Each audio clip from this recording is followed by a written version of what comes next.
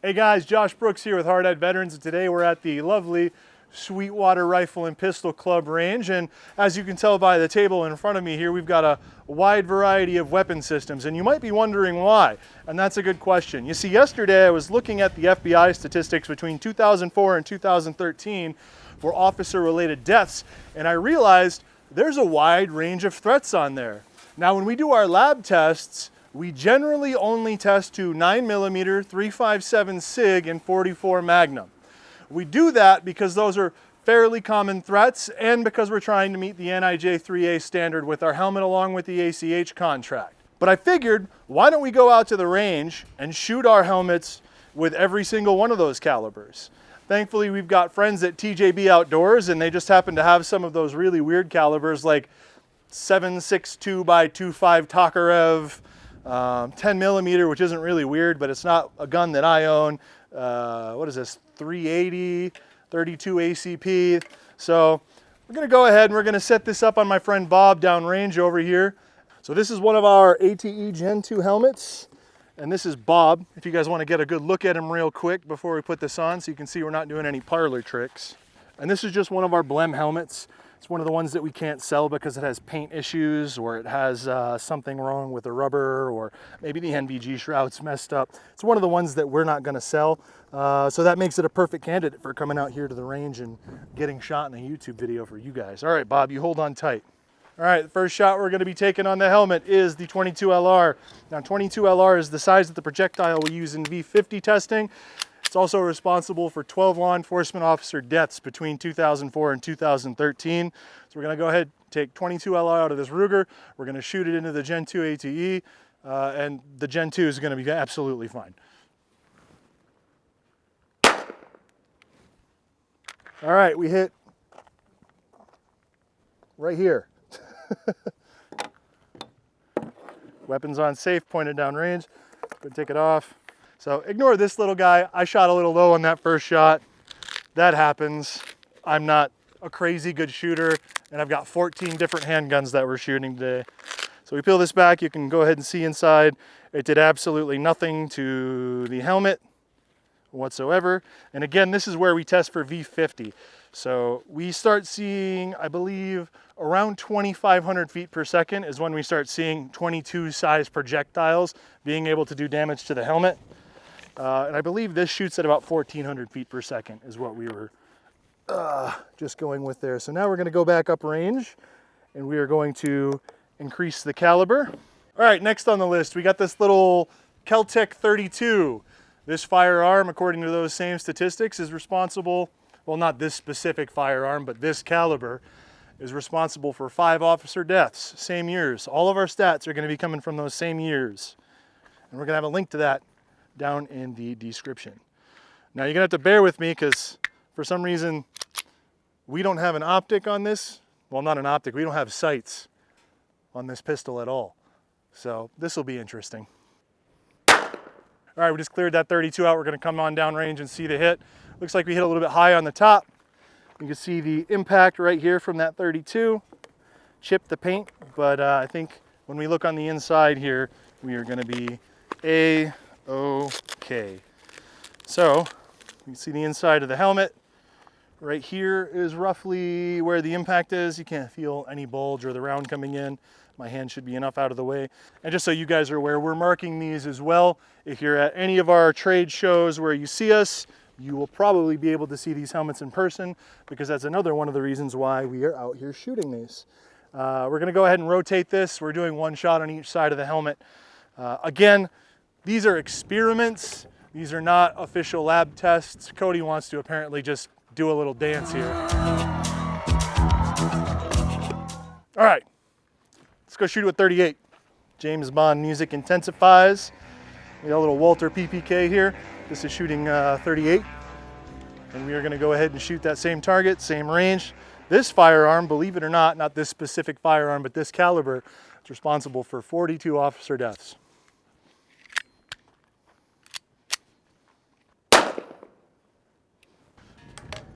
All right, so that's the James Bond gun in 38. Let's go ahead and check the impact. Looks like we hit right about here. It's in the Velcro. You can see where the Velcro is kind of turned up. That's where the hit is. Bob is of course fine. Again, we're not at any of the spicy calibers yet. So there's the inside. You can see, just a little bit right there, but not really that much. You'd have to really see. I actually don't even know if you're gonna be able to see that on camera. So now we're gonna shoot it around the back. Cody, you wanna shoot him with some 9mm? Sure. Let's get you on camera a little bit, huh? All right, guys, take 2. Josh forgot to hit record. This is why Cody doesn't get to shoot. We already shot the helmet once on the right side. Cody's gonna shoot it on the left. All right, guys, there's gonna be 2 9mm shots on this one. That's because we recorded 2 shots. Well, we didn't record 1 shot, the first shot, which is gonna be the right shot. We recorded the left shot. So you're gonna see 2 impacts.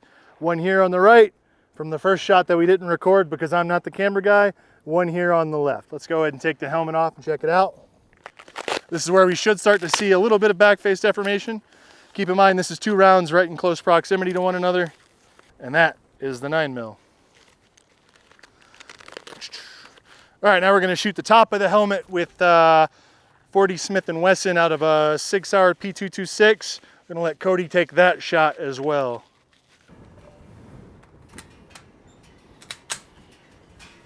Aim down sights.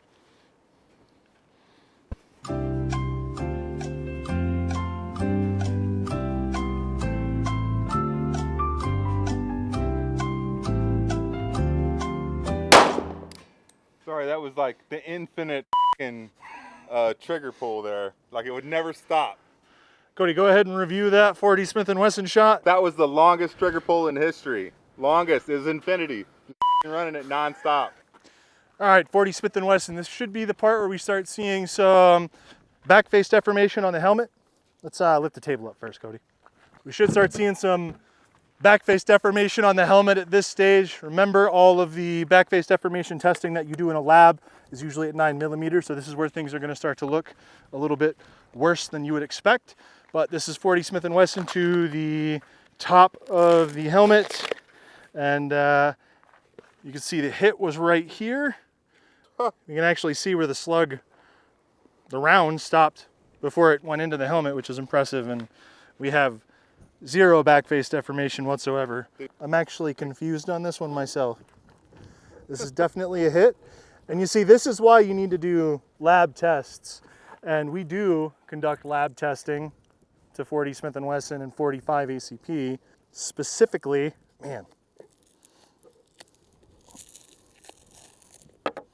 specifically because when you're out in the field doing tests, sometimes you get weird things like this happening. This could be a really bad round. It could be a really old round. Who knows? But that's what we get here. All right, guys, first helmet. It's all done. We shot 1 on each side. We shot 1 on the top. Gonna move to a new helmet. Same size, also a blem. Let you guys get a good look at Bob here. He's got 1 right through the eyebrow from where I missed with 22.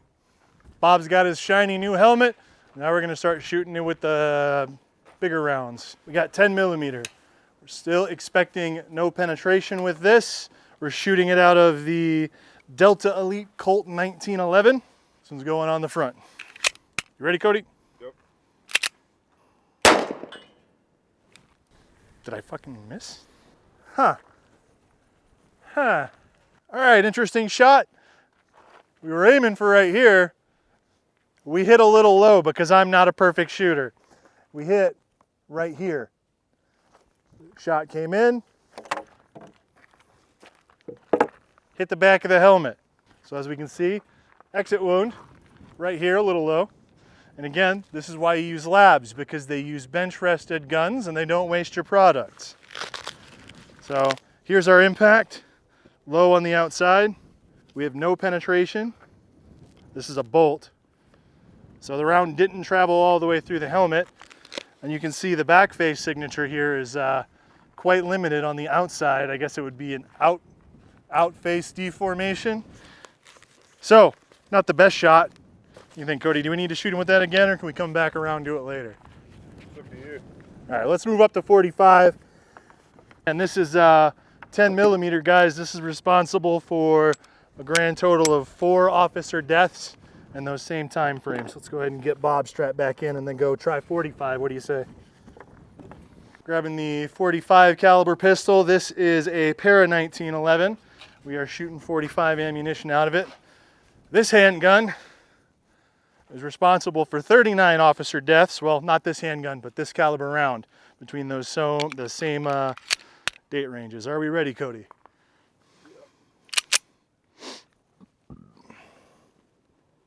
So this is 45 ACP. Right here to the front. Looks like we hit the shroud, shattered it. We can see there's a bit of back face signature here, right on the front of the helmet. Again, back face deformation testing stops at 9mm. Front of Bob's head's good, except for where I shot him with 10 mil and 22 a bit earlier. Here we can get a little closer up on the helmet, Cody. And then show the inside. You can see that's the back face deformation from a 45 coming through that 1911. And this is a bit more popular of a round. I'm actually surprised it didn't blow the lungs right out the back of his chest, because I mean, everyone knows you got to shoot 45 9mm for the wusses. All right, guys, here's the thing about 7.62 by 2.5 Tokarev. 0 officer deaths from this caliber. All right, so we're going to shoot this Soviet ammo, but we're actually going to have Cody shoot this one because he's got a little bit more experience with really old handguns, and in general, Cody's just a better pistol shooter than me, so let's have him do it.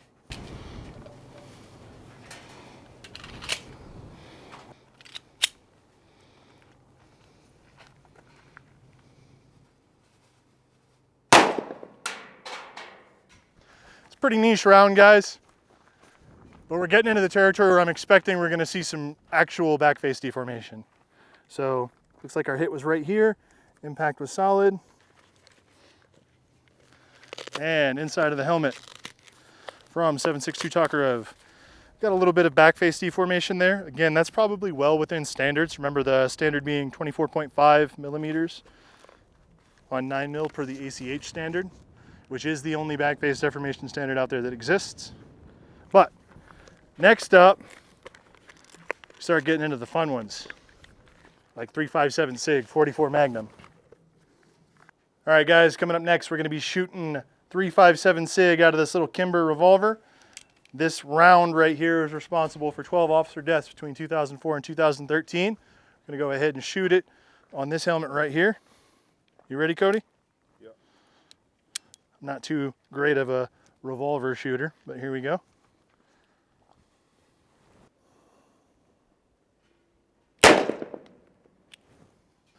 Looks like we hit right here in the patch. You can see the end of the round right here. So no penetration. We're expecting to start seeing some like significant back face deformation here, but looks like our hit was right here, inside of the helmet. See, there's a little bit of cracking on the paint on the inside. It's not even the paint, that is actually not a crack at all. That's just the Velcro, and the light was throwing me off.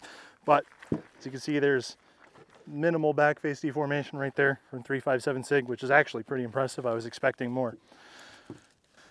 All right, 44 Magnum. It's the most powerful handgun on earth, according to Dirty Harry.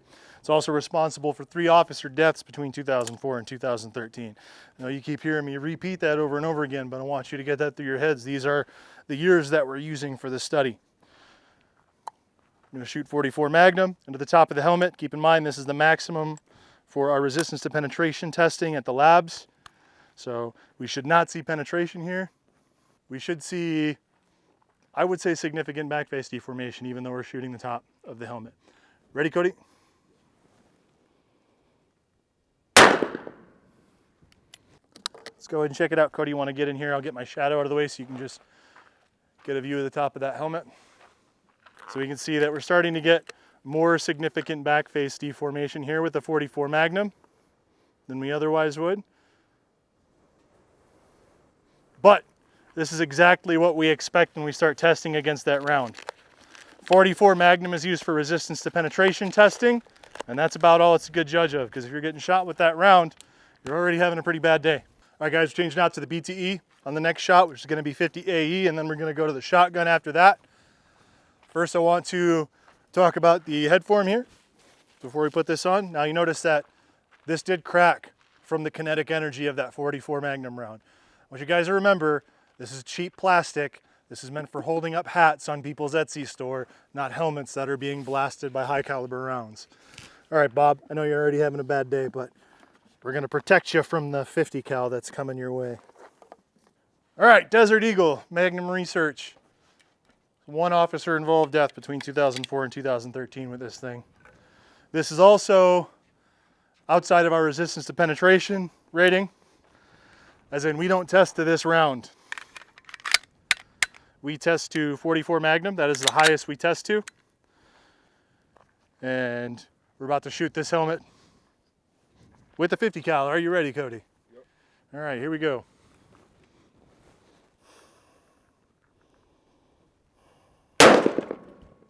We definitely moved that helmet.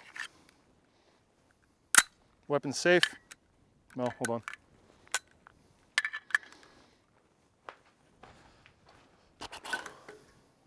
Let's go downrange and check it out. Not only did we move the helmet, we actually moved the whole table with that impact. So again, I won't be surprised if Bob's little head is messed up, considering that knocked our whole table off balance. I also won't be surprised if we have maybe some penetration. So we definitely cracked his head. Let's see if we have any penetration. So, impressively enough, while we do have significant interior back face deformation, it does not look like we have any penetration with the 50 AE. It's good to know in case you're ever, I don't know, fighting Sylvester Stallone in Demolition Man, or, you know, just in case you're in an action movie. Next on the list, we got 12 gauge shotguns. We're gonna shoot double-aught buck at our helmet down there. This weapon system and this round type responsible for 35 officer deaths. Same time frame. Cody, are you ready?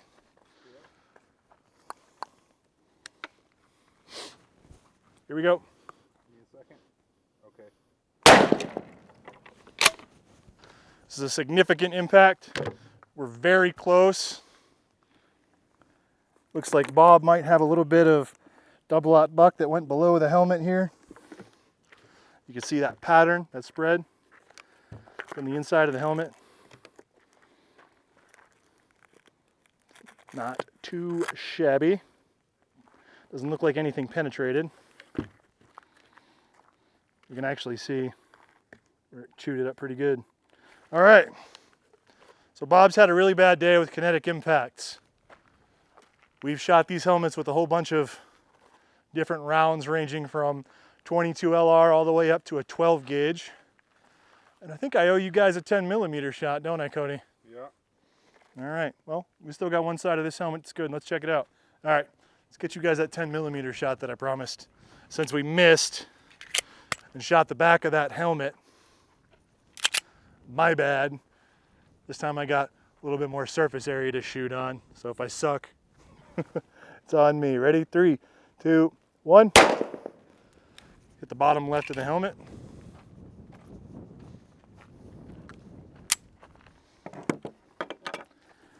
You can see right here. We hit the bottom of the rail, actually hit that rail off. You can see right here, the round entered. With 10 millimeter, we have no penetration. This is the outside of this bolt on the inside, so we knocked that off a little bit, but for the most part, 10 mil's not too bad. All right, guys, that's all we got here for you today. Go ahead and hit the subscribe button down here if you want to see some actual lab tests done by professionals and not a digital marketing guy and his camera dude. You should be able to get a card in one of these two corners. I'm not sure which one it's going to pop in, but that's all we got for you today. If you have any questions, go ahead and leave a comment down in the comment section, and I'll be personally responding to every single one of your comments. We'll see you next time, and shoot some up armor. How about that? Later.